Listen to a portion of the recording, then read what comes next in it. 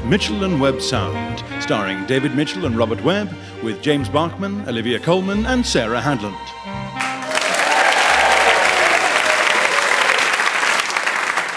Hail Caesar! Hail Nicholas! No, you don't hail me. Oh, yes, sorry. Remember? Sorry. Try again. Hail Caesar! Hey, hello, or whatever. Yes. Mighty Caesar, your council has devised 2 further ploys to ensure success in the forthcoming parley with Cleopatra. 2 further, what, you mean on top of the hail thing? Which is going very well. Yes. The first is that henceforth you will refer to yourself only in the 3rd person. Right. What does that mean? I mean, I do know, but... Instead of saying, I am listening, you say, for example, Caesar is listening, or Caesar listens, to make you sound more important. Right. So I... No, Caesar. What? Not you, Caesar. I thought I was Caesar. Stop saying I. Oh, I see. Oh, sorry. He sees? Exactly. He or one or Caesar. Just makes you seem more imposing. I see. So you want me to... No. Oh, you want Caesar, him, you want him... That's it. ...to seem aloof. I get it. Mighty Caesar! Mighty Caesar! Nessus! Try it out. What? Oh, Caesar is listening. Excellent. What? Caesar is listening. I thought you were Caesar. No. Yes! Sorry, yes. Am I? But I thought... sorry, Caesar thought... I get it. I mean, he gets... He means he gets... Okay, Mighty Caesar, from now on, every time you forget to refer to yourself in the 3rd person, I will blow on this reed. Right? An excellent system, Nicholas. What's this 3rd person? New protocol. You bring news. Yes, Mighty Caesar. I bring news. Sorry, he brings you news. Sorry, he brings him news. Nessus. Him, are we? Is he, I? Is it, what? What are you doing? Well, we're all referring to ourselves in the 3rd person, aren't we? Yes. No. Aren't we? I mean, them? No. You refer to yourself. I refer to myself. He refers to himself. Who, me? No, me. I mean, him. Caesar. Oh, are you Caesar? Me? Oh, I see. No, you're still Caesar. Me? No. You. No, Caesar. You, Caesar. Me. What? I get it. Shut up. It's very simple. Caesar is... Yes, he's Caesar. I'm him. He's... And you're... Who? Caesar. What? I said Caesar. Can't we get a gong if we get it right? No. So, what do I... Nicholas, out of interest, what was your second piece of counsel for the forthcoming parley with Cleopatra? Ah, yes. Don't stare down her top. Very sound.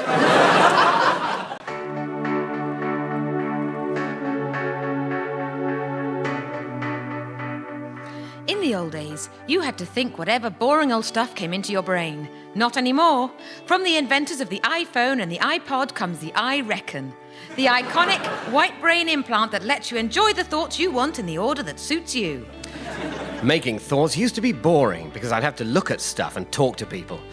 Now, thanks to some light brain surgery at the Apple Store, I can download all my thoughts from the internet. Just like racists and David Icke. Before the I Reckon, my thoughts came out one after the other in a repetitive, predictable series. And man, that stuff is so analog. It's like I was practically Phileas Fogg or some crap. But now I just kick back on the train with my I Reckon on shuffle. It's mental. One minute I think I'm Jesus, the next I'm the hype for a sausage. Select thoughts from hundreds of categories in our online store, like sad, happy, paranoid, and 80s. Thanks to the I Reckon, you'll never have to confront the eerie silence at the heart of your being until you're lying terrified on your deathbed. Ace. I Reckon from Apple, drowning out the screaming void. Like Radio 4 that's already in your brain. Yes, I was saying to him, cucumbers All right. Can I have a bit of hush, please? Thank you, I am talking.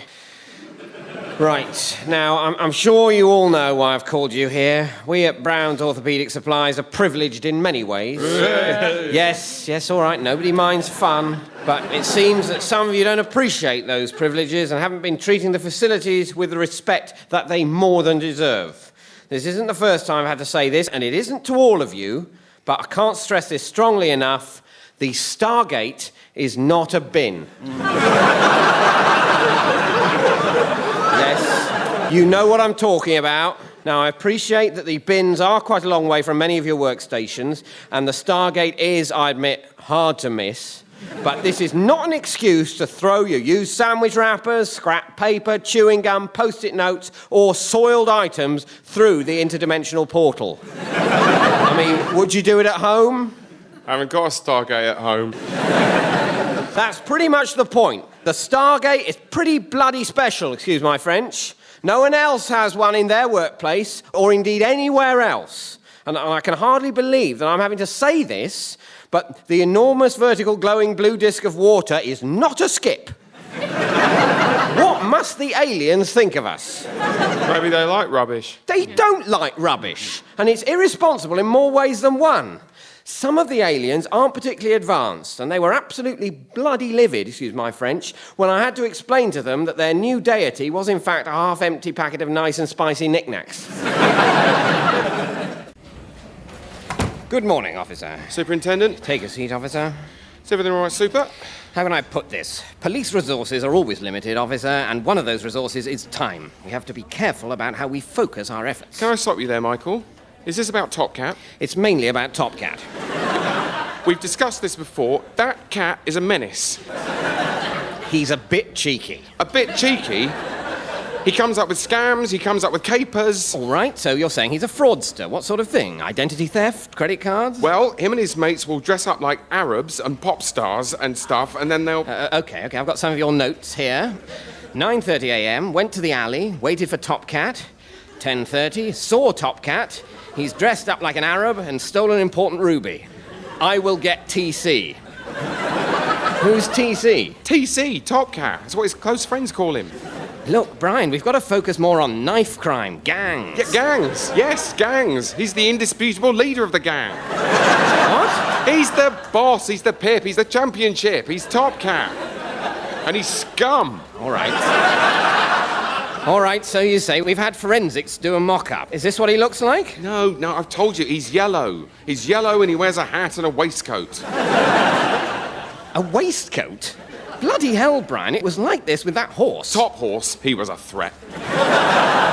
He was a slightly cheeky horse. A slightly He had a quip for every occasion. He made me feel about this high. He wore a cravat and trousers. All right, Brian, I think you need to take a holiday. Have you got family you can stay with? Got a cousin, lives in the country. Nice. Yeah, Jellystone Park. Some nice walks in Jellystone. Maybe your cousin can help you. What does he do? Park ranger. Well, I say park ranger. He's mainly in charge of picnic basket safety. Sounds like he's got his head screwed on. I mean, he wouldn't get obsessed to the detriment of his other duties with the maniacal pursuit of one cheeky but ultimately lovable animal who wears 2 items of formal clothing, would he? Would he? Maybe I'd better stay with my mum. If you've just joined us, I'm talking to Dr. Chris Strickland, who leads a team conducting whale surveys in the North Atlantic. So, Chris, if I could just recap, what do these whale surveys actually entail? I mean, how are they carried out? Well, Malcolm, as I've said, it's really rather straightforward. My team and I, we take our ship out into the ocean looking for whales, and then when we see any, if we see any, we count them. That's interesting. You say if you see any, but surely the whales you're attempting to count, they are very big, aren't they? Oh, they are. They are very big. Some of them are amongst the biggest creatures. Well, indeed, some of them are the biggest creatures in the world. But then, forgive me, but that would seem to make the task of finding some to count that much... Yes, but then, of course, you must remember that while the whales are certainly big, the sea is even bigger.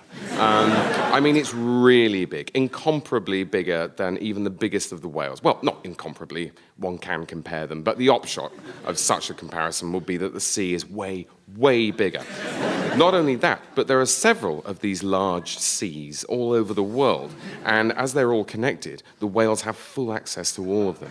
So suddenly the whole task of counting them becomes much harder than it would be if the whales were in, say, Sheffield. Yes, I see. Now you explain it in those terms. I do see. Also, that the whales can and do go underwater, which we, in our whale counting ship, try to avoid doing. And then, of course, there's the issue of when we see a whale, can we be sure it's, so to speak, a new whale? Or just one we've counted before again?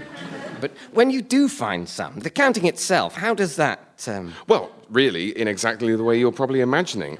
the pretty standard numerical system you or your listeners probably use every day.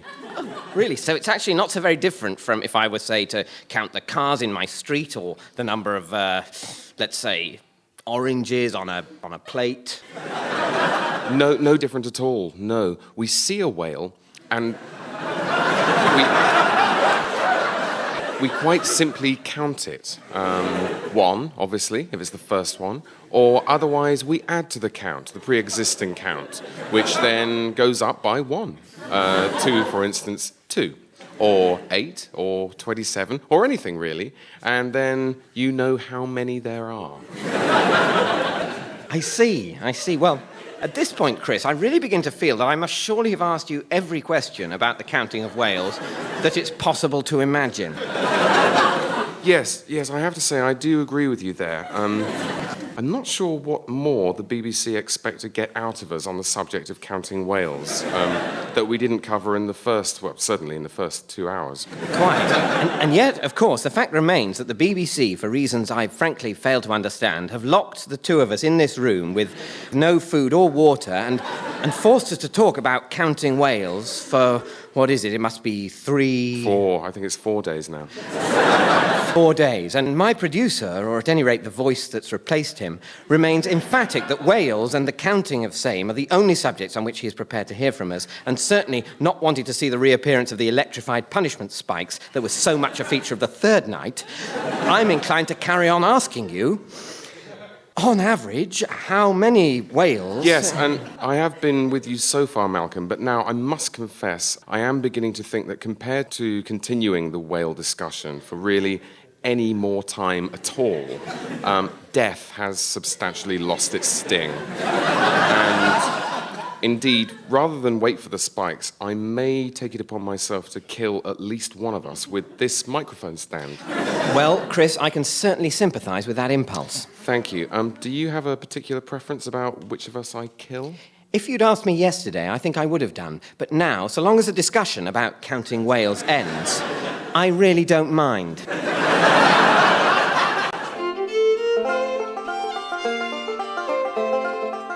This here is Old Dave. Old Dave don't know much, but he sure does know about making bleach. See, we like to take our time making bleach. Good old-time bleach. We've been making it since 1952, and we still make it the way we always have. 98% bleach with just a hint of lemon to disguise the smell of bleach. Funny thing is, you can't ever really disguise the smell of bleach. It's so strong. And that's just the way we like it. Good old-time, thin, ammonia-based bleach. Because though other things are changing, we plan to go on making our bleach in the old-fashioned way. Boiling up a precipitate of ammonia with a solving agent and condensing the residue. Sure, it may take a while, but when you're making bleach, we think a bit of time is worth taking. So, if you're passing, come on down to the bleach factory. But make sure you wear some protective clothing, 'cause bleach sure is darn corrosive. Listen, team, great to have you here for a chin wag. We've got a hit on our hands, and now we need to capitalise on it. What are you talking? I'm talking Strictly Come Dancing. You want more dance shows like Strictly Come Dancing? No, I want more shows where we take the name of a quite successful film, knock off the last word of its title, put it before the title of an old and cancelled TV show, and get a massive hit and count the money. I like your thinking. So, let's mind smash this thing. Indiana Jones and the Temple of Bergerac? All Quiet on the Western Wogan? William Shakespeare's Romeo and Juliet Bravo. Everything you always wanted to know about sex, but were afraid to Pebble Mill at 1? The Day After Henry. It's a Wonderful Floyd on Britain on Ireland. It's a mad, mad, mad, mad monarch of the Glen. It's a Wonderful Floyd Uncorked. The Shawshank Rent-A-Ghost. One Flew Over the Cuckoo's Bagpuss. 12 Angry Dinner Ladies. Lock, Stock and Two Smoking Footballers' Wives. It's a Wonderful Floyd Around the Med. Scream, the Box of Delights. You didn't take a word off the title. That's against the rules. It was Scream 2. My apologies. Dr. Strangelove or How I Learned to Stop Worrying and Love the British Empire. The two thous might be a bit clunky. Hello, hello, hello. What was the film? That was Hello, Dolly. Honey, I Shrunk the Ever-Decreasing Circles. My Big Fat Greek Big Breakfast. I think that might be the one. What happens in it? Denise Van Outen tries to co-present an upbeat breakfast show while her mother force-feeds her moussaka. Cracking. I'll schedule it just before the taking of Pelham 12321. And so we inherited all this money from my great aunt and really wanted to use some of it to really make a difference. Yeah, so we've been looking for a charity that we really believe in. Of course. We used to give money to the Heart Disease Trust. Yeah, we thought that was a very good cause. Yeah. Then great aunt Susan died of heart disease and left us all this money, so it was obvious that giving it to a heart disease charity would be, a bit flippant. Yeah. Shutting the stable door after the horse has bolted kind of thing. Of course. And we sponsored a third world child for a while, which was okay. Yeah, we got letters and drawings and what have you. But, I keep an eye on the news, and it just didn't tally. No mention of the flooding, the earthquake, no drawings of the Civil War. And then there was all this stuff about the US airstrikes, and then next letter we got, her handwriting had changed. Now, I know a lot of people would say that the child you're ostensibly sponsoring is just an illusion to give a personal scale to what is really just casting your money into the void of pain. Yeah, but we really felt we had a real connection with, what was her name? We could never pronounce it. Yeah. So we stopped the direct debit. I mean, you could do good your whole life in the third world and it wouldn't make any real difference. No. So that was why we turned to donkey sanctuaries. Yeah. Apparently, a lot of people go straight from famine to donkeys. Yeah, there's a Facebook group. Because it was pretty clear by then that human beings are stuffed and there's nothing you can really do. But we felt that there was an outside chance that complete contentment for all donkeys is achievable. Yeah, and while obviously what happens to donkeys doesn't really matter at all, you feel that by helping them to live in the lap of luxury, you're sort of signalling your regret that so many people live such terrible existences. So we thought, yeah, that's our mission, an end to donkey cruelty. And is that when you found out that donkey cruelty has been ended? Yeah. It came on the news that the last donkey had been taken out of cruelty, and in fact there was a funding surplus of £45 billion. What's that gone to? Wasp sanctuaries. So that's when we thought of you. Well, here at the Battersea Ghosts Home, we are finding that a lot of people are very pleased to be giving money to ghosts. I mean, just look around you. You can see the difference it makes. Sorry. Can't you see the ghosts? No. They're saying they can't see you guys. Yeah, that's right, Claudius. No. By giving money to us, you can be sure it'll go to people for whom things really can't get any worse. Like it says in the ad, we can't stop people dying, but we can make sure they're looked after when they're dead. So what do you provide here? Everything. By which I mean a large room for them to hang around in. Well, why is that so expensive to maintain? Well, for a start, it has to be exorcism-proof. That isn't cheap. And then, of course, there are all the ghost's needs. Needs? Well, let me ask you this. What do we need to provide for short-sighted ghosts? I don't know. Spooticles. That's not a joke. They're very expensive. And there's food. Has it occurred to you what a ghost's favourite breakfast cereal is? Oh, I don't know. Wheater Crypt. Shroudies? Scarios. No, oddly, it's just Rice Krispies. But they're very expensive as well. Mr. Pettigrew, it's me, Felix Dunstan, the adventurer. You remember me from the last time I introduced myself, I'm sure. Yes, Mr. Dunstan, do come in. Thank you very much. And how are things at the Institute of Extraordinary Creatures? To be honest, Mr. Dunstan, things are a little slow, and I don't hold out much hope for the next few minutes. Oh, well, I rather take that as an insult. As it was meant. Mr. Pettigrew, I consider this attitude most unseemly. I am a regular attendee of the Institute of Extraordinary Creatures. I am constantly coming in here with brand new, undiscovered, or mythological creatures that I find on my adventuring/exploring trips. I'd like you to explain yourself. Very well. Firstly, you're not an adventurer. You grit roads. Some say gritting is the greatest adventure of them all. No, they don't. And second of all, my attitude towards you is so tired because every time you come in here, you have some terrible claim to have discovered a new species or some mythological creature, and you invariably haven't. Now, do please leave me alone. I have a delicious jam sandwich that I am tremendously looking forward to eating. Wait. I brought that amazing photo of the phoenix. It was a picture of a man who had accidentally set fire to an eagle. The footage of that mermaid? That was footage of a shark who had half-eaten a lady. And it was a clip from the lady-eating shark film, Deep Blue Sea. Well, today I shall blow your mind. I have found not a creature, but a new kind of man. This is the son of a British lord and lady who were marooned on the West African coast by mutineers. When the boy was a year old, his parents were killed, and he was raised by wild creatures as one of their own. 20 years later, I discovered him, and I bring him to you. Come in here, Lord Blackstreak.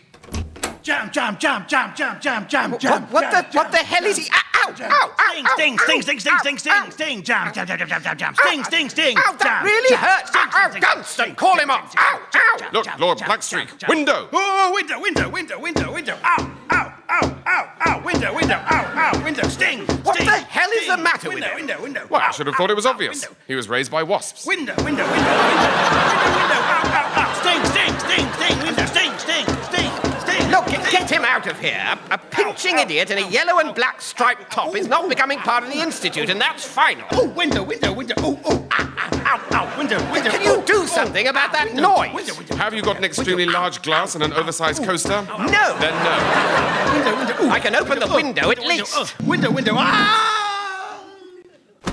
Now, do you have anything else, or can I get back to my sandwich? I've got a woman who was raised by penguins. Hello.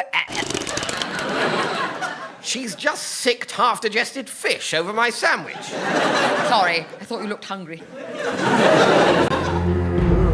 Oh my God, they're everywhere! Oh, look who's back. Zombies, Carol, they're right behind me. Didn't you hear me? Zombies, Carol, zombies! That's very nice, I'm sure.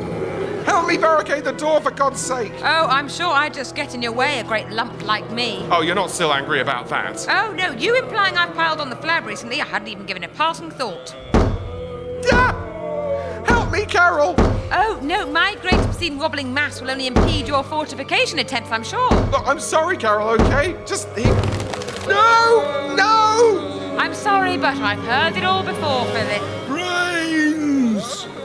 Oh, God, I'm being eaten! I'm being eaten! Brains! Brains! You see, Philip, now there's a man interested in a little more than physical appearances. Brains! Hello, the date is 2040, as you're obviously well aware, and this is Sky BBC 12. It's now 30 years since Joanna Lumley became benign dictator of Britain, and since her most famous innovation, the requirement that no citizen be allowed to continue doing their job until they had reported before a panel of old ladies and explained exactly what they do. Under the 30 years rule, the recordings of these hearings can now be made public for the first time. Come in, dear. Sit down. Now then, what do you do? I'm a doctor. Oh, a doctor. That's lovely, dear. Good for you. What sort of doctor? A surgeon. Oh, goodness me. Well done. And what do you specialise in? Well, I'm a cosmetic surgeon. Oh. I see. So you help people who are disfigured, do you, dear? No, that's plastic surgery. I'm a cosmetic surgeon, so most of my clients are, well, they're ordinary people who'd like to improve their appearance, and I help them to do that. And do you make them better? Yes, I make them look better and feel better about themselves. You make them look better, but you don't make them better. No. How long did you train for? 5 years at medical school, 2 years foundation training, and then another 6 years in surgical training. But you don't make anyone better, I make them happier. do you? Yes. Do you? Sometimes. For a while, definitely. Do you? No. So, if I came to see you, dear, what would you do to my face?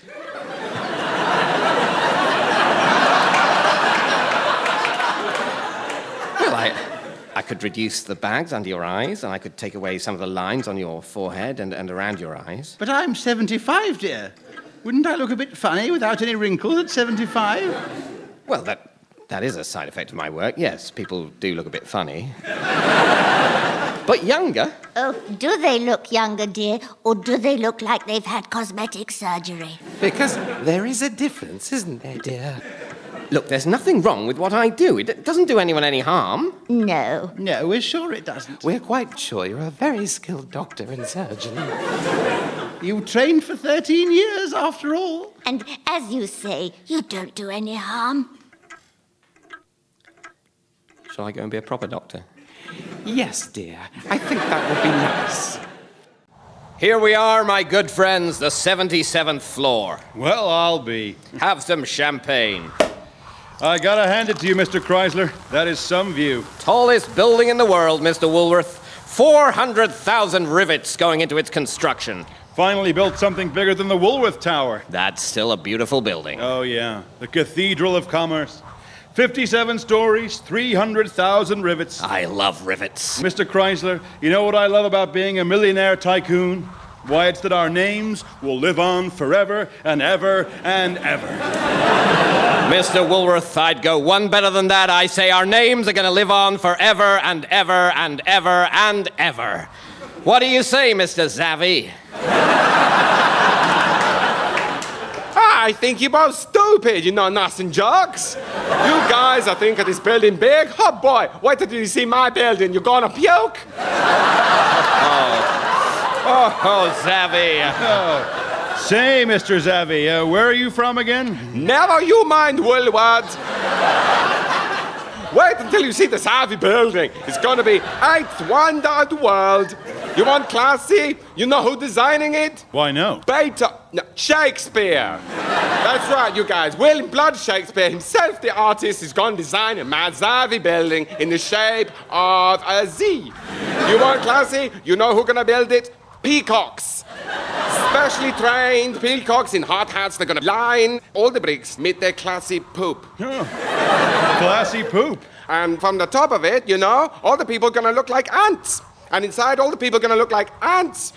We're gonna dress all the people as ants. You want classy? Everyone around the world gonna come and see the people dressed as ants in my building on all 200 floors, and they will go, oh, what is this floor? And I will say, this floor is for cushions. And they will say, oh, and what is this floor? And I will say, this floor is for toilets. And they will say, and what is this floor? And I will say, this floor is for orphans. And then all the orphans, what I taught to play the bloody harp. They come forward, they sing, oh, Mr. Savvy, you are so sexy. Your wife is so lucky. And all the trees are going to be on the inside and all the tables on the outside. What vision. And it's going to be on wheels. And that's the Zavvi building. Well, I have to say, Zavvi, this proposed Zavvi building of yours sounds like it's going to leave even my Chrysler building in the shade. Oh, okay, I don't do it then.